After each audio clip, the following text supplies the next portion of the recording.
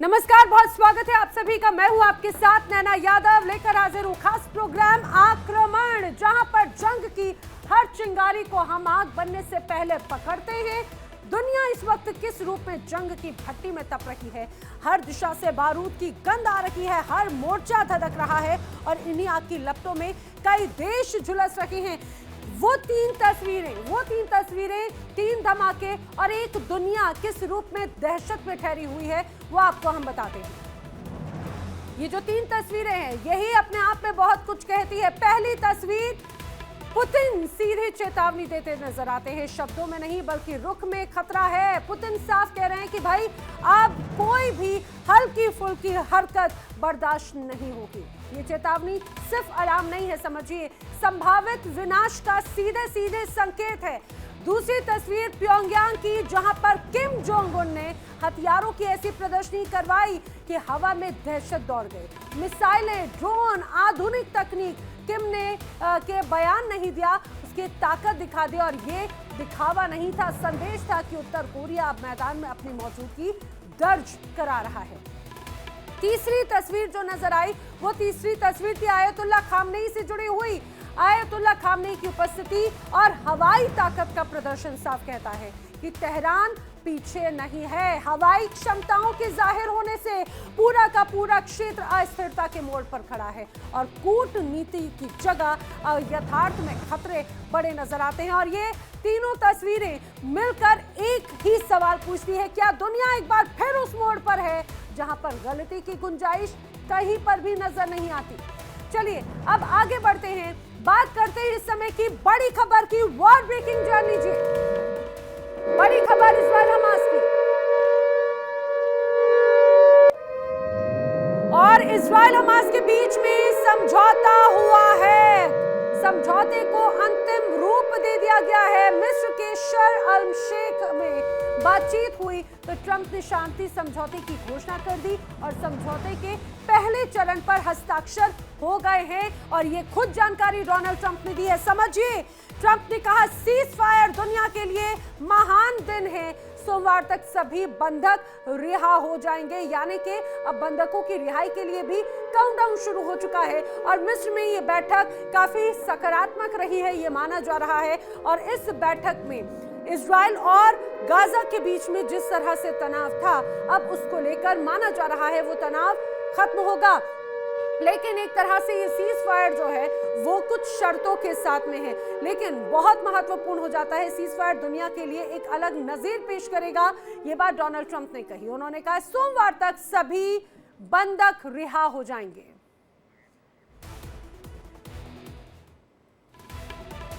और आइए मैं आपको कुछ तस्वीरें दिखाती हूँ। तस्वीरों के जरिए समझिए कि गाजा शांति पर किस तरह के हालात हैं। 4 तस्वीरें जहां पर शांति पर बातचीत, युद्ध विराम पर सहमति, गाजा में जश्न और बंधकों की रिहाई।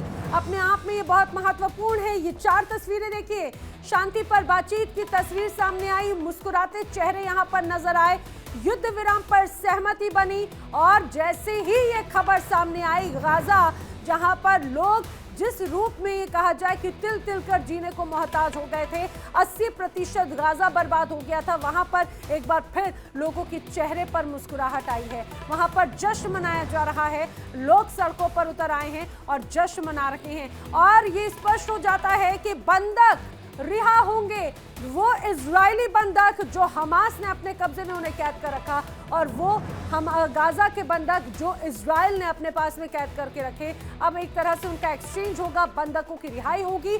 माना जा रहा है सोमवार तक सभी बंधक रिहा हो जाएंगे। और जिस तरह से ये पीस को लेकर सीधे सीधे हस्ताक्षर हुए, उसी से जुड़ी एक और बड़ी खबर।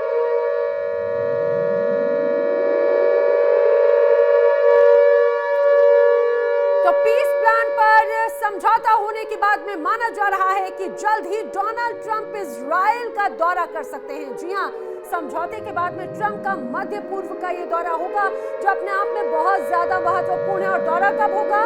जानकारी है कि रविवार को यानी संडे को इजराइल जा सकते हैं डोनाल्ड ट्रंप और इस दौरान अपने दौरे के कार्यक्रम पर अंतिम मोहर जल्द ही लगा सकते हैं डोनाल्ड ट्रंप। और उनका ये दौरा अपने आप में बहुत ज्यादा महत्वपूर्ण हो जाता है। क्यों? क्योंकि ये कहा जाए गाजा और इजराइल के बीच में पिछले 2 सालों से लगातार चल रहा युद्ध आखिरकार खत्म हो रहा है और उस पीस प्लान का एक तरह से आगाज किया था डोनाल्ड ट्रंप ने। दुनिया के अलग अलग देशों से जरूर उन्होंने सहमति मांगी थी और बाकायदा सुझाव मांगे थे। 20 सूत्रीय मांगे एक तरह से सुझाव में यहाँ पे जरूर रखी गई थी। 20 सूत्रीय सुझावों में अलग अलग बिंदु थे और उसके बाद में आखिरकार जो बैठक हुई 2 से 3 राउंड की बैठक मिस्र में हुई और उसमें फाइनली समझौते पर मोहर लग चुकी है और माना जा रहा है कि इस पूरी स्थिति के बीच में इजराइल का दौरा डोनाल्ड ट्रंप कर सकते हैं, वो भी रविवार यानी कि संडे को। और आइए मैं आपको बताती हूँ कि गाजा में शांति को लेकर इजराइल और हमास की डील आखिर किस तरह से कंफर्म है, ये भी जरा जानते हैं। ये भी मैं आपको बताने की कोशिश करती हूँ। दरअसल जिस रूप में अलग अलग बिंदुओं पर चर्चा हुई गाजा में शांति प्लान को लेकर, उसमें बताया गया 13 अक्टूबर को 20 जिंदा बंधक हमास छोड़ेगा, यानी कि आप समझिए कि अब से ठीक 4 दिन के बाद में इसके बदले में 2000 फिलिस्तीनी कैदी रिहा किए जाएंगे। बंधकों की रिहाई के 72 घंटे बाद इजराइल कैदियों को छोड़ेगा, ये भी जानकारी सामने आई है। इजरायली सेना एक तय बिंदु तक पीछे हटेगी और इसके अलावा इजराइल ने गाजा पर हमले ना करने की बात भी इस दौरान स्वीकारी है, इस बात की सहमति जताई है। सीज फायर के पहले 5 दिनों तक गाजा को मदद दी जाएगी। रोजाना 400 ट्रक सहायता गाजा पहुंचाई जाएगी, वहां पे जरूरत का सामान पहुंचाया जाएगा। इजराइल हमास के बीच में समझौते धीरे धीरे स्टेप बाय स्टेप आगे बढ़ेंगे। अपने आप में ये बहुत महत्वपूर्ण हो जाता है क्योंकि गाजा को मदद की जरूरत है। बीच में कई देशों ने कोशिश की थी सुमित फ्लोटिला के जरिए, लेकिन वो भी मदद गाजा वासियों तक उस रूप में नहीं पहुंच पाई। लेकिन अब इस पीस प्लान के बाद में माना जा रहा है कि जल्द ही यहाँ की जनता को एक बार फिर से राहत मिलेगी। चलिए बढ़ते हैं अगली खबर की ओर। अगली वॉर ब्रेकिंग क्या है आइए बताते हैं। और अगली बड़ी खबर रूस यूक्रेन जंग से जुड़ी हुई है। आइए जल्दी से जान लेते हैं रूस यूक्रेन जंग से जुड़ी हुई वॉर ब्रेकिंग क्या है। दरअसल बड़ी खबर, रूस की खुफिया एजेंसी एसवीआर ने बड़ा दावा किया है। रूस की खुफिया एजेंसी एसवीआर ने दावा किया है कि रूस ने नाटो से युद्ध की जबरदस्त तैयारी कर रखी है। जंग के लिए मानसिक रूप से रूस तैयार है, यानी कि लगातार रूस की तरफ से तैयारी को धार दी जा रही है। और खुफिया एजेंसी एसवीआर का यह बड़ा दावा है। एक तरफ यूक्रेन के साथ में युद्ध, लेकिन यूक्रेन ही नहीं, बार बार रूस की तरफ से कहा गया कि हम चौतरफा युद्ध कर रहे हैं, हम नाटो से युद्ध कर रहे हैं, नाटो देशों से युद्ध कर रहे हैं। और अब ये स्पष्ट हो जाता है रूस ने नाटो से भी युद्ध की जबरदस्त तैयारी कर ली है। जंग के लिए मानसिक रूप से रूस पूरी तरह से तैयार है।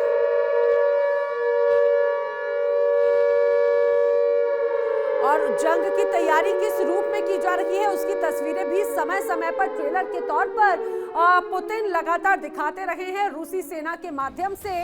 लेकिन अब ये मान के चलिए नाटो से युद्ध की तैयारी, यानी कि आने वाले वक्त में ये युद्ध और भी ज्यादा विध्वंसक हो सकता है। यूक्रेन को नाटो देश और इसके साथ ही पश्चिमी कई देशों का ये कहा जाए इनडायरेक्ट सपोर्ट और डायरेक्ट सपोर्ट मिलता रहा है। अब ऐसे में रूस एक तरफा अगर युद्ध करता है तो बार बार कह रहा है कि हम हर रूप में युद्ध के लिए पूरी तरह से तैयार हैं।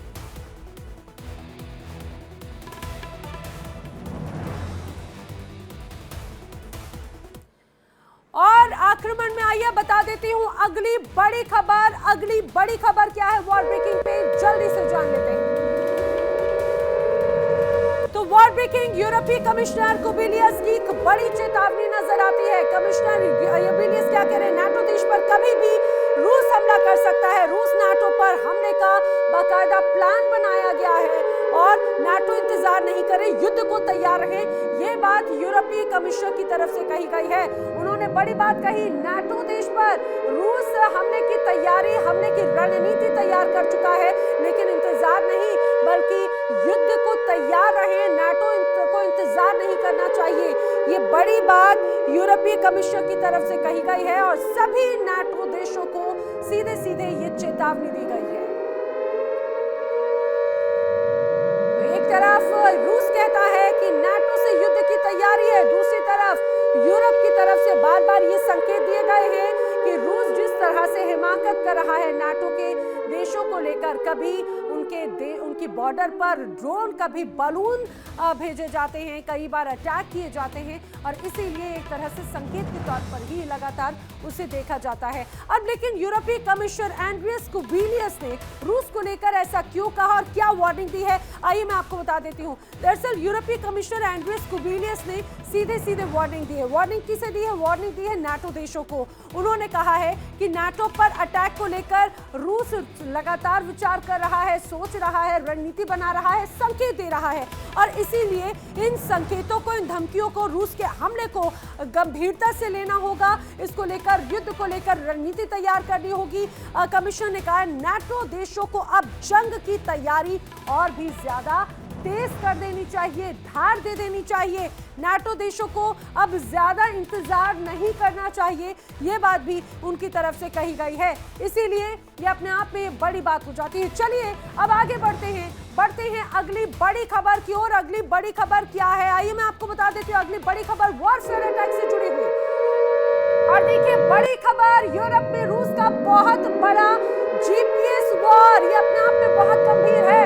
यूरोप में इलेक्ट्रॉनिक वॉरफेयर अटैक की तस्वीर नजर आती है और इस रूप में समझिए ब्रिटेन की मिलिट्री सैटेलाइट जाम करने की कोशिश लगातार की जा रही है। ब्रिटेन की मिलिट्री सैटेलाइट रूस जाम कर रहा है।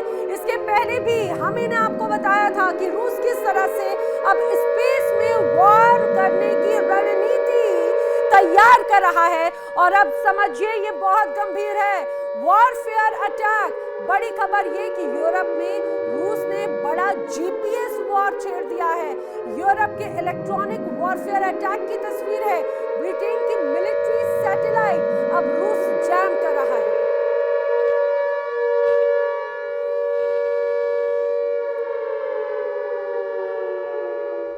लेकिन आखिर ये जीपीएस वॉर क्या है और किस तरह से वॉरफेयर अटैक कर रहा है रूस, मैं आपको समझाने की कोशिश करती हूं और आप समझिए कि आखिर रूस के दिमाग में क्या चल रहा है। दरअसल स्वीडन, फिनलैंड समेत 6 यूरोपीय देशों ने बड़ी पड़ताल की, बड़ी रिसर्च की और उस रिसर्च में कई चौंकाने वाली बातें सामने। उन्होंने दावा किया कि 1,22,000 उड़ानों के दौरान जीपीएस से छेड़छाड़ की गई है। जी हां, सीधा आसमानी छेड़छाड़ है। उत्तरी यूरोपीय में उड़ान के दौरान सैटेलाइट में बाकायदा यहां पर ग्लिच आया, रुकावट तक दर्ज की गई। वहीं अप्रैल में 27% उड़ानों में जीपीएस जैमिंग की समस्या नजर आई थी। एक के बाद एक मल्टीपल टाइम्स जब ये स्थिति आई तो बाकायदा जांच की गई और उसमें पाया गया कि एक बड़ी साजिश है, बड़ी रणनीति है और रणनीति करने वाला कोई और नहीं बल्कि वो है पुतिन, यानी कि रूस एक बड़ी साजिश कर रहा है और ये अपने आप में बहुत ज्यादा गंभीर हो जाता है। इस युद्ध को एक अलग मोड़ पर अब व्लादिमीर पुतिन लेकर जाना चाहते हैं। तो ये बड़े दावे जो है रूस की जीपीएस वॉर को लेकर कहा जा रहा है। चलिए अब आगे बढ़ते हैं। अब आपको बताते हैं कि आखिर परमाणु टेस्ट किया तो खैर नहीं, ये कौन कह रहा है।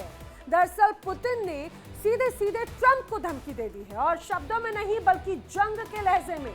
अगर अमेरिका ने न्यूक्लियर टेस्ट का अगर सोचा भी तो जवाब ऐसा मिलेगा कि पूरी दुनिया थर्रा जाएगी। जी हाँ, ये बयान नहीं बल्कि खुला अल्टीमेटम है कि अब आग से खेलने की सजा मौत हो सकती है। मतलब सीधा अगली चिंगारी अगर अमेरिका से उठी तो परमाणु तूफान तय है।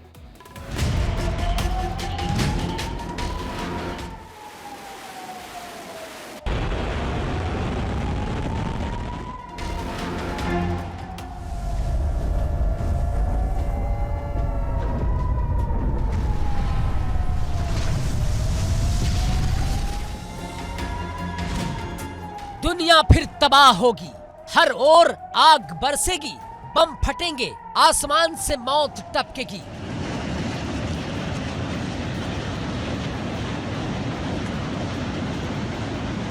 और जमीन से उठेगी कयामत की गर्द।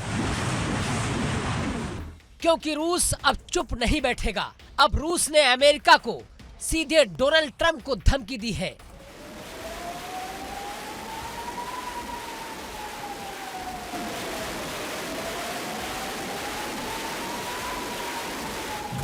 अगर परमाणु युद्ध चाहते हो तो अंजाम इतना खौफनाक होगा कि इतिहास कांप उठेगा।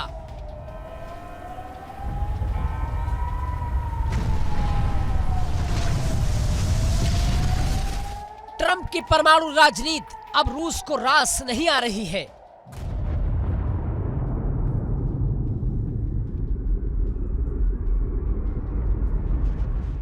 पुतिन के सबसे करीबी रूस के उप विदेश मंत्री सरगेई ने कहा कि अगर न्यूक्लियर टेस्ट की सोची भी तो जवाब ऐसा मिलेगा जो पूरी दुनिया देखेगी।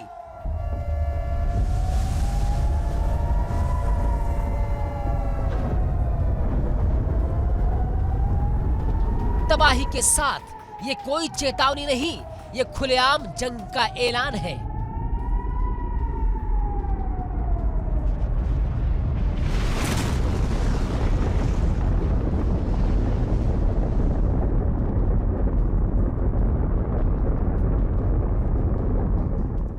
पुतिन ने ट्रंप को बता दिया कि रूस अब झुकेगा नहीं, रुकेगा नहीं, और अगर अमेरिका ने आग से खेला तो पूरा ग्रह जल उठेगा।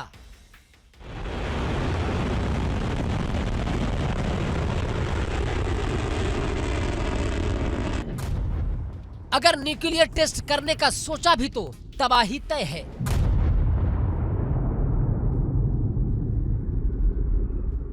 रूस की जमीन से उठी ये धमकी सीधे जा रही है वाशिंगटन के उस दीवार से टकराने जहां परमाणु हथियारों की आहटें पहले ही गूंजने लगी हैं।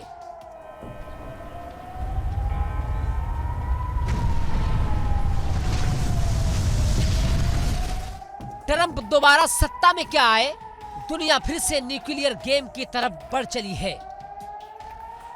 लेकिन रूस ने आज अमेरिका को जो सीधी चेतावनी दी है वो सिर्फ अल्फाज नहीं, एक खुला जंग ऐलान है।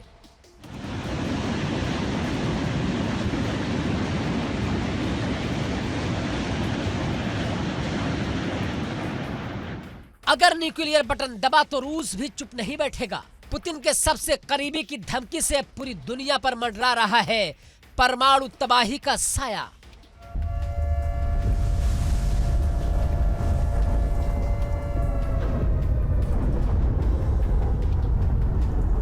आठ अक्टूबर 2025 तारीख से माहौल जंग का बनने लगा है।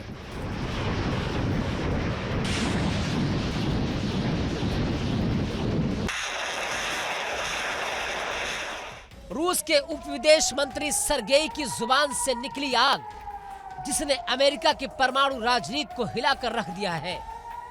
सरगेई ने कहा कि अगर किसी ने परमाणु परीक्षण करने की सोची भी तो हम चुप नहीं बैठेंगे।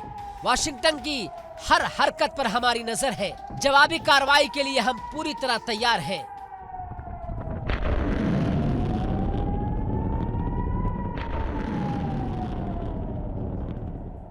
ये चेतावनी सीधे तौर पर अमेरिका के लिए है। वो अमेरिका जो अपने न्यूक्लियर इंफ्रास्ट्रक्चर को लंबे वक्त से तैयार रखे हुए है। वो अमेरिका जिसने न्यू स्टार्ट ट्रीटी को लात मार दी है और परमाणु परीक्षण की राह पर है।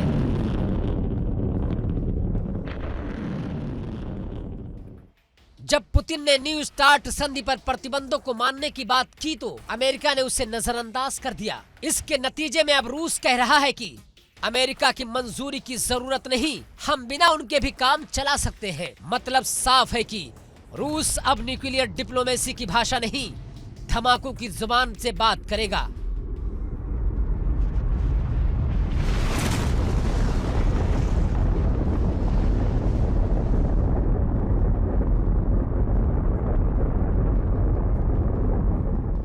डोनाल्ड ट्रंप जब से दोबारा अमेरिका के राष्ट्रपति बने हैं तब से यूक्रेन जंग को लेकर समीकरण तेजी से बदले हैं।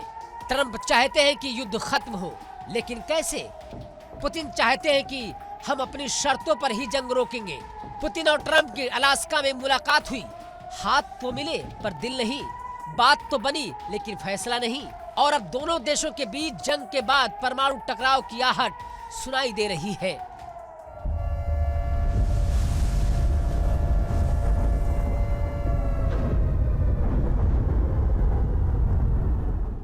रूस अब खुलेआम कह रहा है कि अगर अमेरिका ने अस्थिरता फैलाने वाली हरकत की तो हम जवाब देंगे, और जवाब ऐसा होगा जिसे पूरी दुनिया याद रखेगी। सर्गेई ने यह भी कहा कि रूस अब अमेरिका की प्रतिक्रिया का इंतजार नहीं करेगा। मतलब अब एक तरफा निर्णय, एक तरफा जवाब और सीधी टकराव की राह तय हो गई है। रूस मान चुका है कि अमेरिका उसे कमजोर समझता है, लेकिन अब पुतिन का दांव नया है। परमाणु दबाव बनाओ और दुनिया को झुका दो।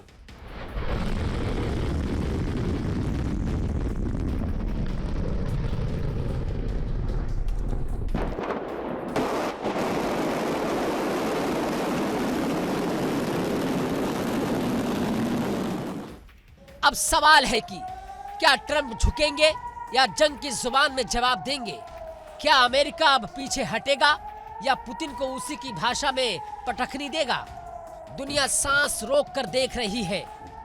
दाएं रूस, बाएं अमेरिका और बीच में बमों का मैदान। पुतिन ने तो जता दिया है कि अगर आग जलाई गई तो वह हाथ में पानी नहीं, परमाणु बम लेकर खड़ा होगा।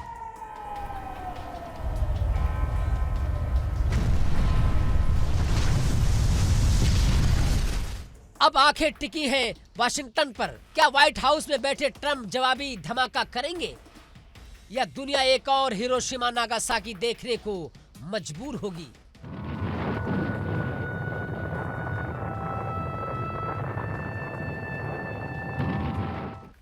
अमेरिका चुप है, लेकिन कब तक? जब पुतिन आग बरसाने पर उतर आए तो जवाब भी सिर्फ लफ्जों से नहीं, बारूद से दिया जाएगा।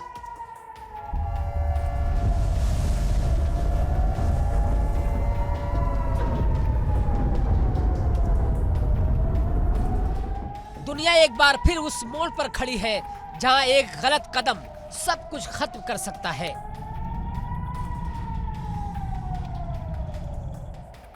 रूस की धमकी सिर्फ शब्द नहीं, एक सीधा संदेश है कि अब अगर अमेरिका परमाणु परीक्षण की तरफ बढ़ता है तो वो अकेला नहीं बचेगा।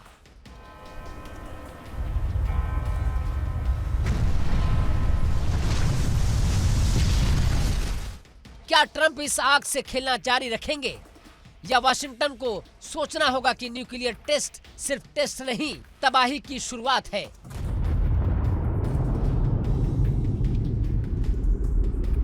तो ऐसे में परमाणु बटन के एक क्लिक से दुनिया बदल जाएगी।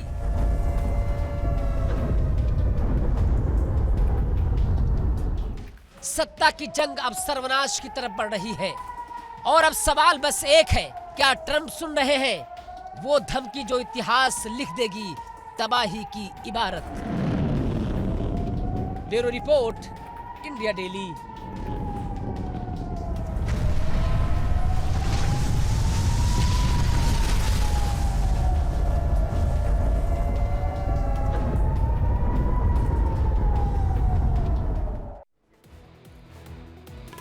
और चलिए अब आक्रमण में बढ़ते हैं अगली बड़ी खबर की ओर, वॉर ब्रेकिंग जंग के मैदान से।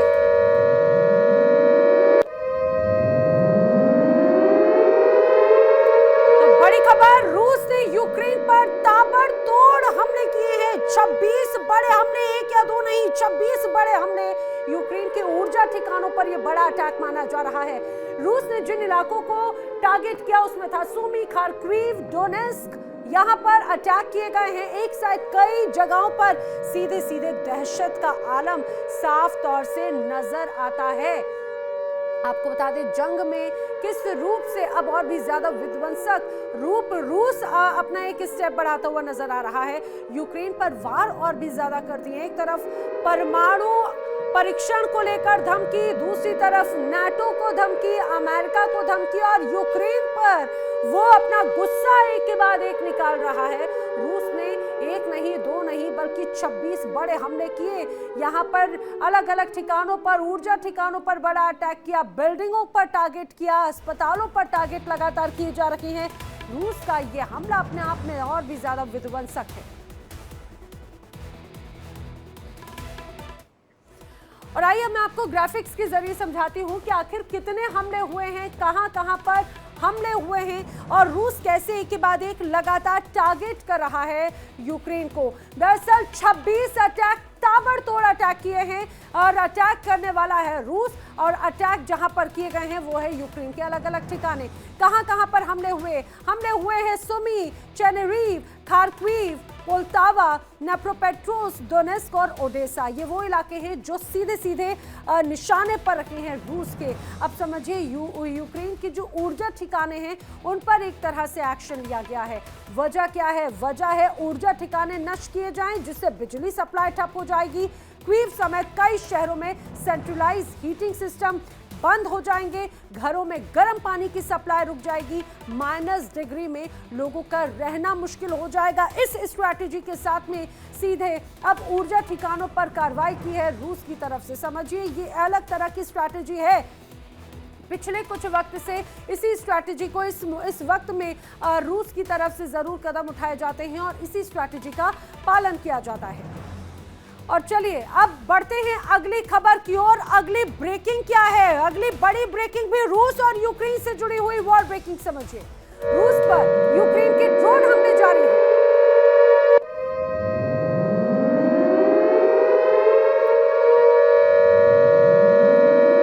जी हां, एक तरफ रूस ताबड़तोड़ अटैक कर रहा है यूक्रेन पर, तो यूक्रेन जवाबी कार्रवाई ड्रोन से ताबड़तोड़ हमले किए गए हैं। रूस के अहम ठिकानों पर प्रहार लगातार किया जा रहा है। हर दिन नए ड्रोन से अटैक यूक्रेन कर रहा है। समझिए अपने आप में कितना ज्यादा घातक, कितना ज्यादा विध्वंसक नजर आता है। और यहाँ पर रूस की सेना फिलहाल थर्राई हुई है, घबराई हुई है। यूक्रेन को टारगेट किया जा रहा है लेकिन यूक्रेन है कि मानता नहीं। जवाबी कार्रवाई ड्रोन के माध्यम से, ड्रोन नया हथियार यूक्रेन के बेड़े का जो अब लगातार काल बनकर रूस की सेना पर मंडरा रहा है। और आइए अब आपको बताते हैं कि यूक्रेन के विस्फोट से कैसे दहलाया है रूस। समझिए जरा, रूस पर लॉन्ग रेंज ड्रोन से अटैक किया गया है और इसी स्ट्रैटेजी को लगातार ज़ेलेंस्की अपना रखे हैं। मोरोक ड्रोन से रूस में बड़ी तबाही यूक्रेन की तरफ से मचाई गई है। वहीं आप समझिए रूस के 9 ऐसे इलाके हैं जो ड्रोन में पूरी तरह से टारगेट पर रहे। 9 इलाकों में ड्रोन से हमले ज़ेलेंस्की और उनकी टीम की तरफ से किए गए हैं। बताया जा रहा है कि रूस के इस दौरान 53 ड्रोन भी नष्ट किए गए हैं यूक्रेन की तरफ से। लगातार अब ड्रोन वॉर नजर आती है। रूस अटैक करता है, जवाबी कार्रवाई यूक्रेन कर रहा है और यूक्रेन जवाब में सीधे आक्रामक ड्रोन अटैक करता है। यूक्रेन के ड्रोन अटैक को क्रेमलिन ने किस तरह से उस पर दावा किया, कितना ड्रोन नष्ट किया, ये भी आइए जान लीजिए। दरअसल क्रेमलिन का दावा है कि बेलगोरोद में कुल 28 ड्रोन नष्ट किए गए हैं। इसके अलावा यह भी बड़ा दावा किया जा रहा है कि वोरोनिश में भी ऐसे ही 11 ड्रोन नष्ट किए गए हैं, जो अपने आप में और भी ज्यादा स्थिति को समझाते हैं। रोस्टोव में 6 ड्रोन नष्ट करने की भी बात इस दौरान कही गई है और क्रेमलिन बार बार ये दावा कर रहा है कि ब्रियांस्क में भी 1 ड्रोन को नष्ट किया गया है। ये बड़े दावे जो हैं आप इस रूप में समझिए। कुर्स्क में भी 2 ड्रोन नष्ट करने की जानकारी इस दौरान कही गई है। दूसरी तरफ ये भी कहा जा रहा है कि जिस तरह से ड्रोन लगातार रूस की तरफ से भेजे जा रहे हैं, उन्हें कैसे टारगेट किया जा रहा है। तो ये अलग अलग इलाकों में ऐसे ही ड्रोन नष्ट किए गए। अब ये भी जान लीजिए कि जिस मोरोक ड्रोन से यूक्रेन ने रूस को दहलाया, आखिर उसकी ताकत क्या है। समझिए दरअसल अगर मोरोक ड्रोन की बात करें तो उसकी ताकत समझिए, उसकी रेंज 800 किलोमीटर की रेंज मानी जाती है। 800 किलोमीटर तक की टारगेट को साधता है। 30 किलोग्राम का इसका वॉरहेड माना जाता है। ये ड्रोन अपने आप में कितना ज्यादा घातक है। 15 मीटर की लंबाई वाला ये ड्रोन बहुत विध्वंसक रूप लेकर आता है। रूस पर मोरोक ड्रोन से हमला लगातार यूक्रेन कर रहा है। ताबड़तोड़ अटैक किए जा रहे हैं। रूस के अहम ठिकानों पर ज्यादा तबाही एक तरह से इस मोरोक ड्रोन के माध्यम से ज़ेलेंस्की मचा रहे हैं। और कौन कौन से इलाकों पे टारगेट किए हैं लगातार हमने देखा।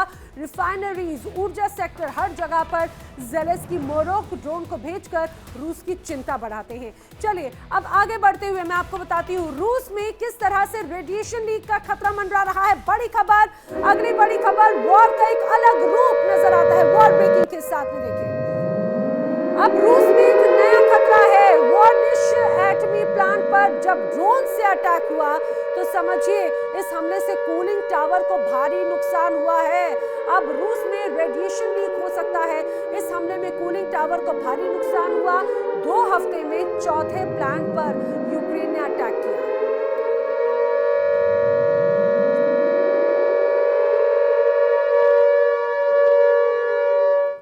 और आइए अब मैं आपको बताती हूं कि पुतिन अगर आक्रामक हैं तो ज़ेलेंस्की के तेवर भी किस रूप में सकते हैं। यूक्रेन ने कैसे रूस के परमाणु ठिकानों पर हमला बोला है वो जरा समझिए। रूस के न्यूक्लियर प्लांट पर ड्रोन हमला लगातार कर रहा है। यूक्रेन किस तरह से रूस को टारगेट कर रहा है अब समझिए। ड्रोन हमले में प्लांट का जो कूलिंग टावर है उसमें छेद होने की जानकारी सामने आ रही है और यही अब रूस के लिए विनाश का संकट है। अब आप इस रूप में भी समझिए कि प्लांट से रेडिएशन लीक होने का खतरा लगातार बढ़ता चला जाता है और रेडिएशन लीक होना यानी कि रूस के लिए खतरे की घंटी।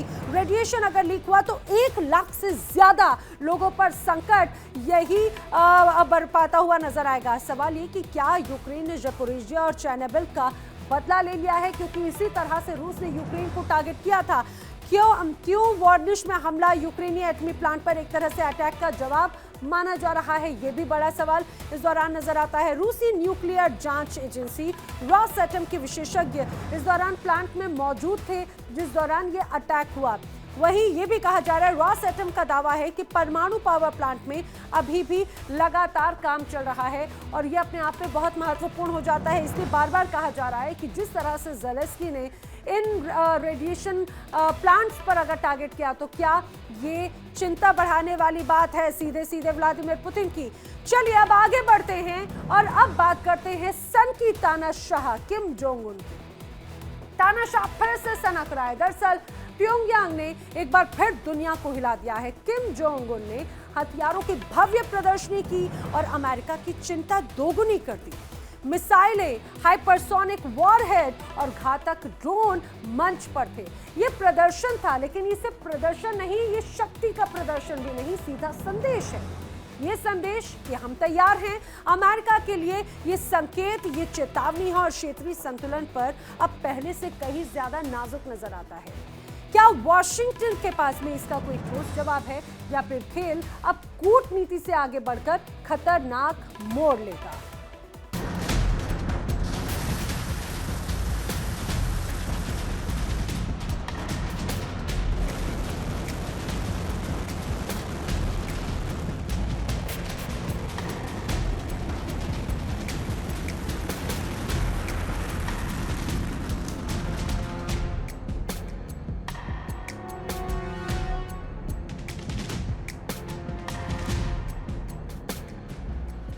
उत्तर कोरिया के तानाशाह किम जोंग उन ने अमेरिका की धमकियों को सीधे ठेंगा दिखा दिया।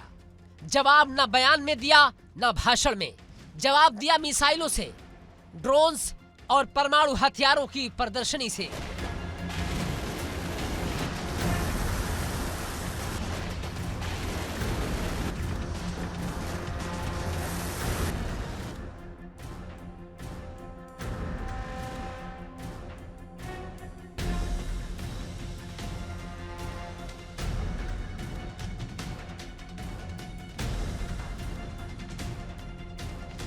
प्योंगयांग में लगी डिफेंस डेवलपमेंट प्रदर्शनी 2025 नाम है प्रदर्शनी, लेकिन असल में ये युद्ध की तैयारी का मंच है, जहां किम ने दुनिया को बता दिया कि हम जंग के लिए तैयार हैं।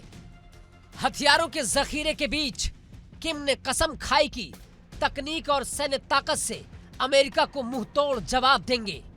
उनकी मंशा साफ है कि दक्षिण कोरिया और अमेरिका अगर जरा भी दुस्साहस करते हैं तो हम उन्हें इतिहास बना देंगे।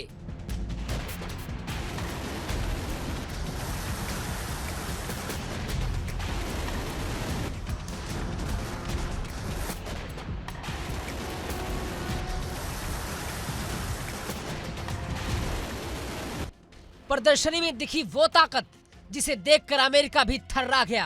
हवांगसोंग 18 और 19 intercontinental missile, hypersonic warhead, supersonic cruise missile और अगली पीढ़ी के घातक ड्रोन। ये कोई शो नहीं, ये ऐलाने जंग है। किम की आंखों में सिर्फ घमंड नहीं, परमाणु आत्मविश्वास झलक रहा है। अब सवाल यह है कि क्या अमेरिका इस तानाशाह का जवाब दे पाएगा या सिर्फ बयानबाजी तक सिमट जाएगा। प्योंगयांग में लगा है खौफ का मेला, हथियारों की मंडी, जंग की दुकान। किम जोंग उन ने पिछले शनिवार को जब डिफेंस डेवलपमेंट प्रदर्शनी का निरीक्षण किया तो वो सिर्फ ताकत नहीं दिखा रहे थे, वो दुनिया को आंख दिखा रहे थे। किम ने कहा कि अमेरिका और दक्षिण कोरिया हमले की तैयारी कर रहे हैं, हम चुप नहीं बैठेंगे। उन्होंने खुले मंच से सैन्य ताकत को दुश्मनों के लिए चेतावनी बताया। उन्होंने कहा कि हम दुश्मनों की हर चाल पर नजर रख रहे हैं। निगरानी, तैनाती, तैयारी सब कुछ हमारे रडार पर है।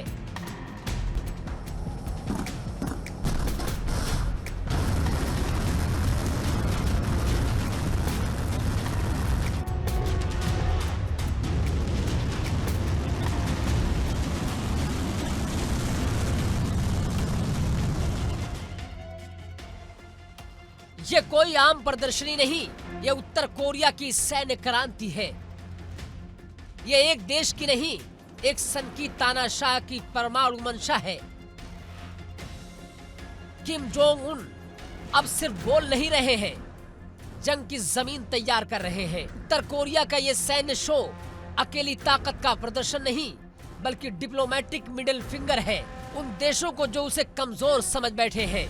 अमेरिका और दक्षिण कोरिया जैसे देशों को अब ये समझना होगा कि किम अब सिर्फ बयान नहीं देते, बटन दबाने की भी सोच रहे हैं। किम का साफ कहना है कि हम हर मिसाइल, हर ड्रोन, हर हथियार को दुश्मन की तबाही के लिए तैयार कर चुके हैं। किम की प्रदर्शनी में जो हथियार दिखे वो सिर्फ लोहे के टुकड़े नहीं, जिंदा बारूद हैं।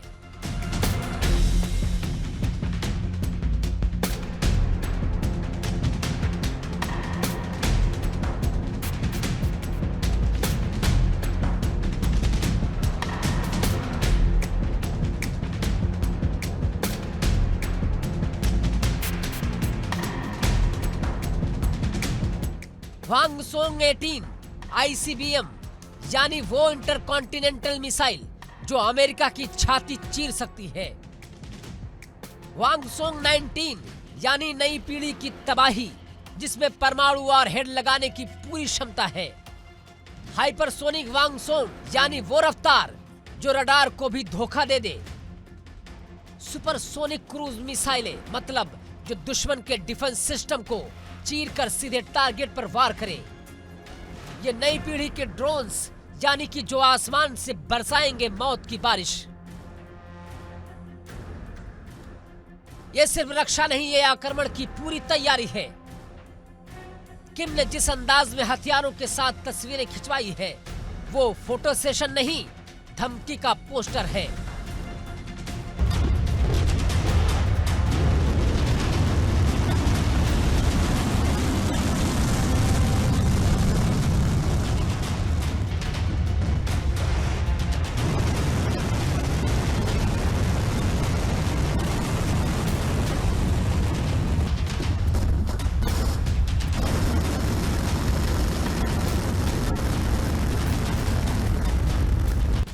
किम जोंग उनकी ये पूरी कवायद सीधी चुनौती है डोनाल्ड ट्रंप को।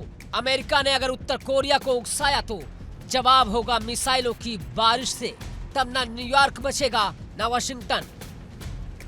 किम के मुताबिक दुश्मन अगर अपनी सीमा लांघेगा तो वो हमारे क्रोध की सीमा नहीं समझ पाएगा। उत्तर कोरिया अब सिर्फ अमेरिका को नहीं बल्कि अमेरिका के दोस्तों को भी कड़ी चेतावनी दे रहा है। डिफेंस प्रदर्शनी ऐसे समय पर की गई जब उत्तर कोरिया की सत्ताधारी वर्कर्स पार्टी 80वां स्थापना दिवस मनाने जा रही है। अगले शुक्रवार प्योंगयांग में भव्य सैन्य परेड होगी। मतलब किम जोंग उन अब हर मंच पर दुनिया को दिखाना चाहते हैं कि उत्तर कोरिया आज किसी भी जंग के लिए तैयार है। वहीं दक्षिण कोरिया की तरफ से शांति की अपील आई है, लेकिन प्योंगयांग की जमीन पर अब बारूद बोल रहा है, बातचीत नहीं।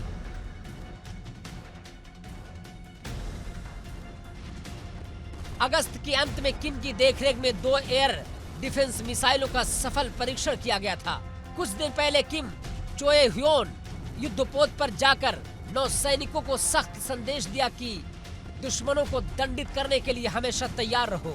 ये संदेश सिर्फ नौसेना को नहीं, ट्रंप और उनके साथियों को भी है।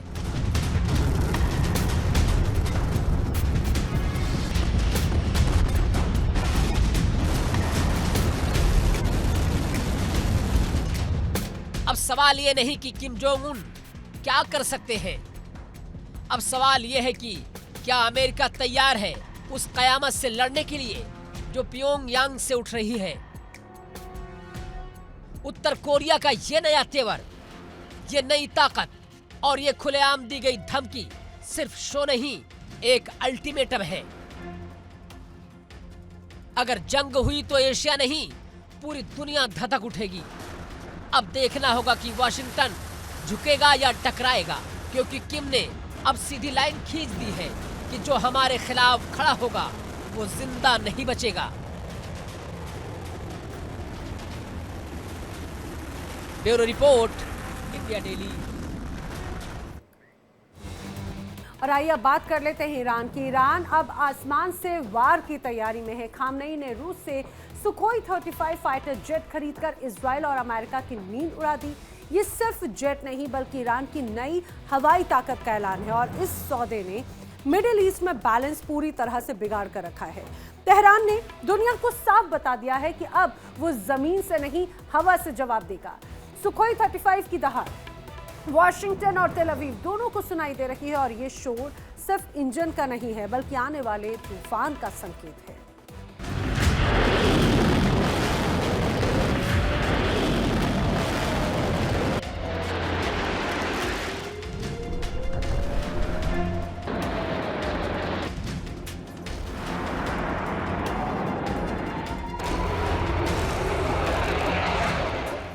मध्य पूर्व की हवा गर्म हो गई है।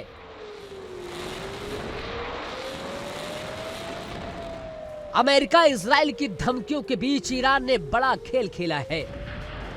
उस सौदे की खबर आई है जो अमेरिका की नींद उड़ा सकता है। करीब 12 दिनों की जंग के बाद ईरान अपनी वायुसेना को ऐसी ऊंचाई पर ले जाने की तैयारी में है कि अमेरिका और इजराइल दोनों की धड़कनें बढ़ जाएंगी।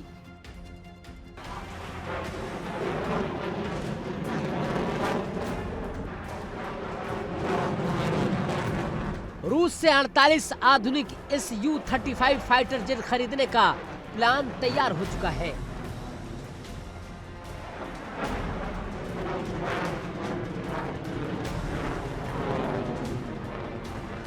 सौदा लगभग $6 अरब से लेकर $7 अरब के बीच का है। यह सौदा न सिर्फ वायु शक्ति बढ़ाएगा बल्कि हवाई शक्ति के मानचित्र को बदल सकता है।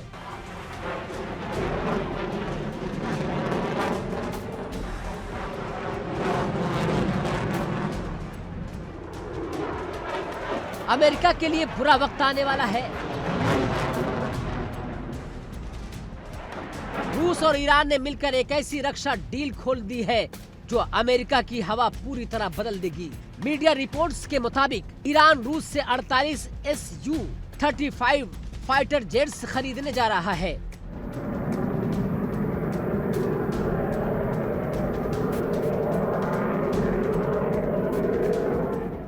ये सौदा सिर्फ सौदा नहीं है, एयर पावर की नई क्रांति है। डिलीवरी शेड्यूल 2026 से लेकर 2028 के बीच है।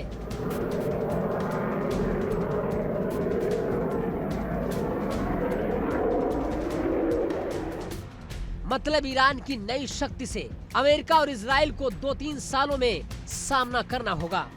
ये हथियार सिर्फ दिखावे के लिए नहीं, ये डर पैदा करने के लिए है। ईरान की वायु शक्ति जो पुरानी F-14S, MiG-29S और घिसे पिटे प्लेन से बनी थी, अब पीछे हटेगी।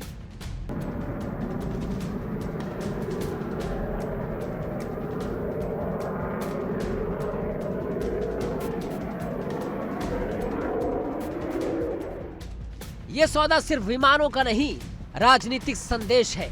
अमेरिका की दबाव नीति, इजराइल की धमकियां सब बेअसर हो सकती हैं। रूस ने सैन्य तकनीक सहयोग को नई ऊंचाई दी है। ईरान के साथ 20 साल की संधि में रक्षा और इंटेलिजेंस साझेदारी लिखी गई है। ये गठबंधन अमेरिका के बनाए नियमों को चुनौती दे रहा है।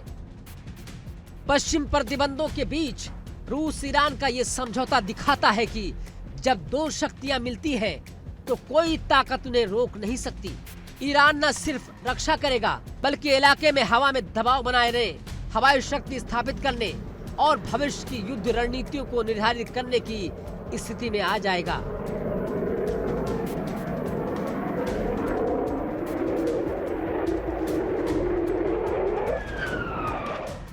कई मीडिया रिपोर्ट्स के मुताबिक रूस की रक्षा कंपनी के अंदरूनी दस्तावेज लीक हुए हैं, जिनमें लिखा कि ग्राहक कोड 364 के नाम से ईरान के लिए 48 Su-35 मल्टी रोल लड़ाकू विमान का ऑर्डर, विमानों की डिलीवरी 2026 से लेकर 2028 तक के बीच हो सकती है।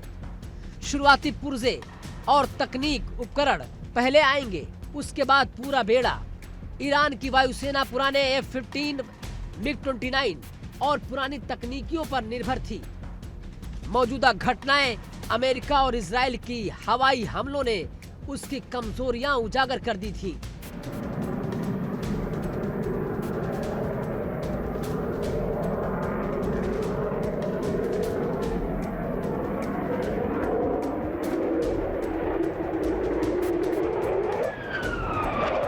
अगर ये सौदा पूरा हुआ तो ईरान के एयर डिफेंस क्षमता में भारी इजाफा होगा।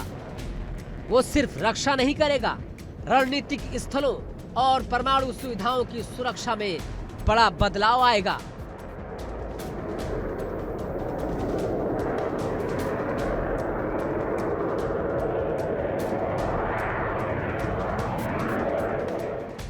इस सौदे का मतलब है सिर्फ हथियार बढ़ाना नहीं, बल्कि रूस ईरान की साझेदारी को नया आयाम देना है।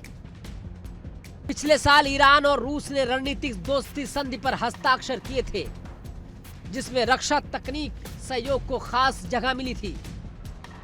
Su-35 सिर्फ एक नाम नहीं, एक जानलेवा हथियार है। ये 2 इंजनों वाला मल्टी रोल लड़ाकू विमान है।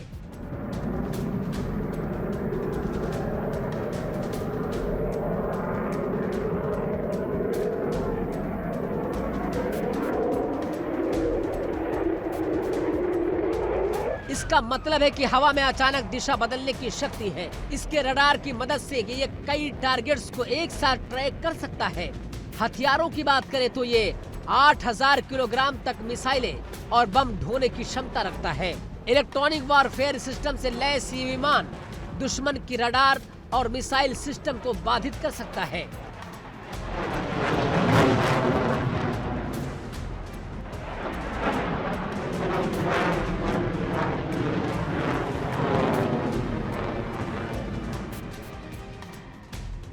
लेकिन ये सौदा पूरी तरह पक्का नहीं है।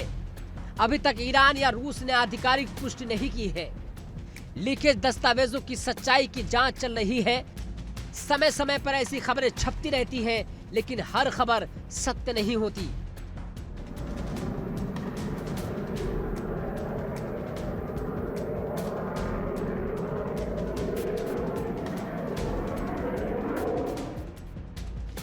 दूसरी बात, रूस पर पश्चिमी प्रतिबंधों का दबाव है। सैन्य उत्पादन, टेक्नोलॉजी हस्तांतरण, डिलीवरी शेड्यूल सभी मुश्किलों से भरे हुए हैं। और भी इजराइल अमेरिका की एयर सपोर्ट टेक्नोलॉजी, खुफिया नेटवर्क और हमला रोकने की क्षमताएं मजबूत है। पर हर युद्ध में जीत सिर्फ हथियार से नहीं, रणनीति, इंफॉर्मेशन और समय से मिलती है।